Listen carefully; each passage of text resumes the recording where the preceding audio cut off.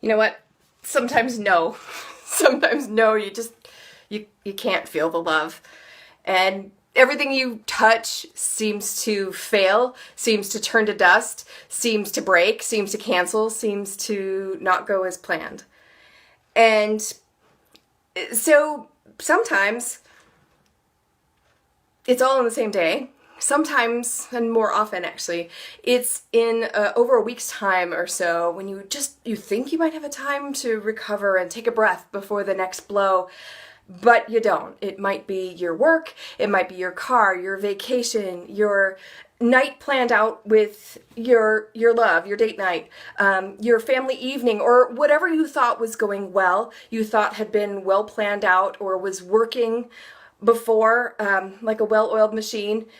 It somehow goes kaflooey. And so then what? Then what? As grown-ups, as parents, sometimes we think we're held to this standard where we better hold it all together. And that's true to some degree. I don't want you thinking that I'm advocating you just freak out anytime something happens that you didn't plan.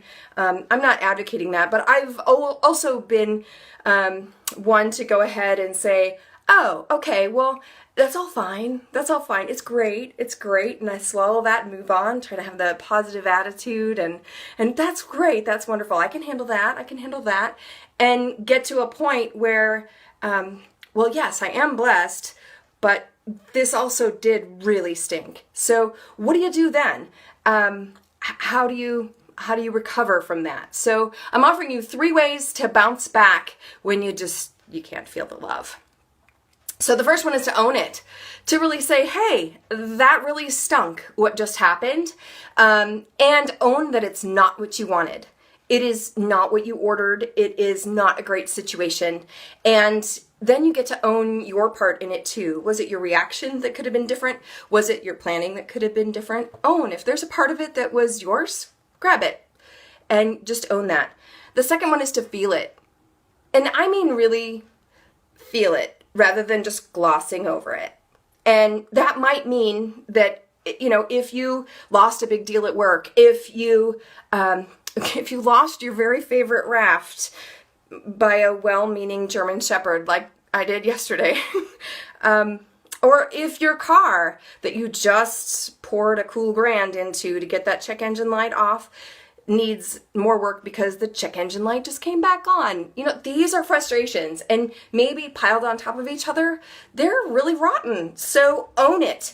And in the safety of your own space, go scream, go cry, go yell, not at your child, but just let it out and give it its time. Weep it out now and give it its time due, because it'll take it. It'll take it on your body. It'll take it on your mind. It'll take it in other ways that you don't intend. So give it its time so it doesn't dwell, which brings me to number 3, which is move on. Don't dwell. So solve what you can, fix the broken things that are worth fixing, and have a do-over where you can, and make amends.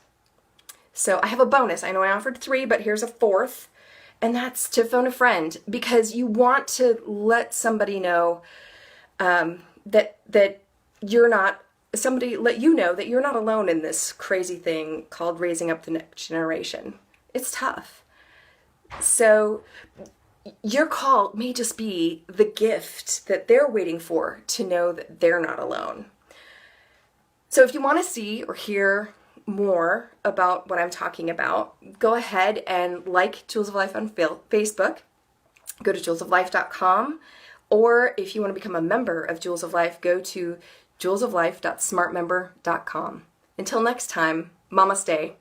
The mom in me sees and honors the mom or dad in you.